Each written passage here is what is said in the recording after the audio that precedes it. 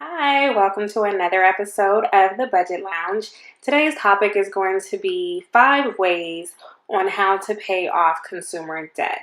So, having debt is a very daunting thing. It can be really overwhelming, and if you are not able to pay off these debts in the amount of time that it needs to be paid, it can definitely feel like you're drowning because things just continue to accumulate. So today we're going to talk about 5 ways on how to approach this debt and actually pay it off. So the first thing, number 1, is before you even start to tackle the debt, you have to write a list of all of the debt you have. So this includes personal loans, any credit cards, any car loans you may have, student loan debt.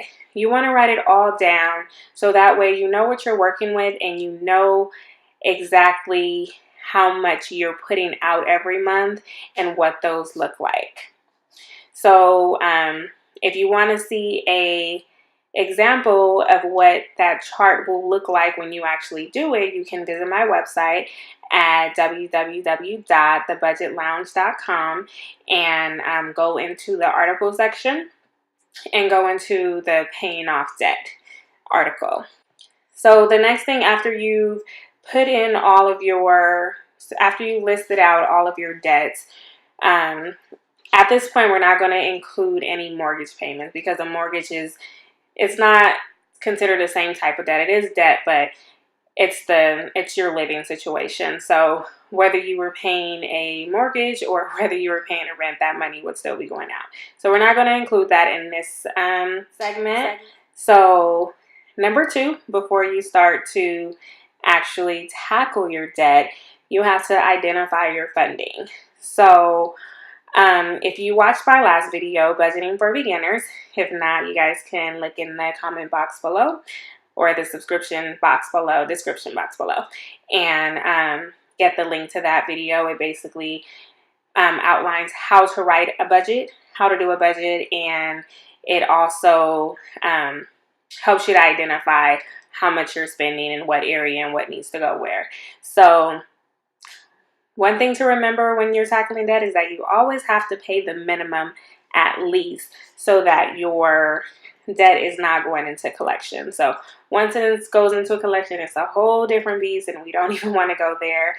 So just make sure that you're at least paying that minimum payment if you are going to try any of these methods. So to the methods. So the first method we're going to talk about is paying off the smallest debt first. So when you are going to hike a mountain, you're not going to start with Mount Everest, especially if you can't hike the hill up the street, right? So the same concept applies when we're talking about tackling debt. So you don't want to go for the highest debt. You want to start off with the smallest one, just so that you can kind of get some momentum and have this idea in your head, like, hey, I can do this, right? So once you finish paying off that small debt, then you can move on to the next one, and then the next one, and then the next one, and it feels like you accomplished so much more instead of only tackling that highest debt, which will probably take you years to pay off. So that's the first one. Number 2, paying off your high interest credit first. So credit interest is not your friend. It's not your friend whatsoever. So what interest is, it is the cost you pay for purchasing the credit. So someone has to get paid for allowing you to borrow that money, and the banks get paid in interest. So when you are paying interest, it's essentially adding on to your debt.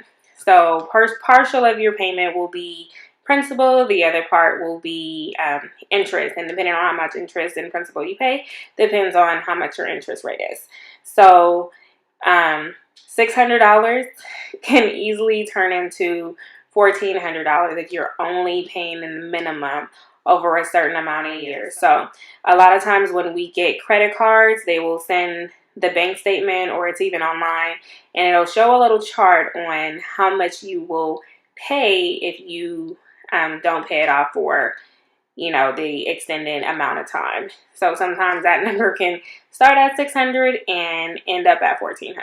So when we pay off debt, you want to make sure that you're paying the least amount possible in the fastest time possible. So number 3, snowball method.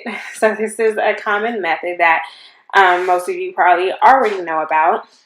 And this method is basically you're going to be paying off one debt. So you start off with one debt.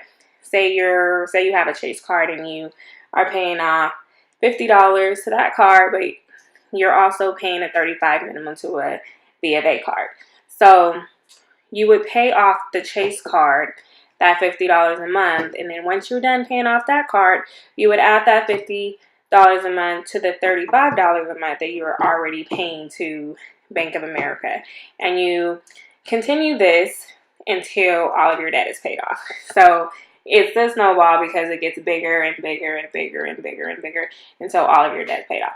And that method actually helps a lot because at a certain point you could start at $50 and then you'll end up paying, $600 by the time you get to your last debt, which gets you to pay it off faster, and it also helps you to accumulate less interest. The next one is pay and reevaluate. So I don't really hear too many people talk about this, but this is my method of actually paying off my debt. I do use the snowball method as well. So I kind of use a combination. So pay and reevaluate is paying off a large debt and then taking a break. So if it's going to take you, so say that you have $1,500 to pay, and let's start off at $3,000 to pay off, and you spend 5 months paying off that $3,000. Sorry. So once you actually get to that $3,000, I feel like you deserve a reward. So instead of continuing to just go and diving straight into the next debt, I would take a month off. So I get paid bi-weekly. So a 2 pay period, time span off on and buy whatever I want, spend it on whatever I want, whether it's getting a pedicure, whether it's going on a shopping spree, whether it's taking a mini vacation. Like, all things is fair game as long as once you're done with that, that 2 period or however that month, whatever you decide that is for you, you get right back into it. And for me, it helps me to stay focused, because if you're continuing to pay, if I am continuing to pay and pay and pay and pay, and I'm never doing anything to reward myself, then I'm not going to feel like it's worth paying off. So I have to give myself a break. And if that seems like something that's interesting for you, then, why not try it? But it definitely is a method that is out there to use. The last and final method is the lump sum method.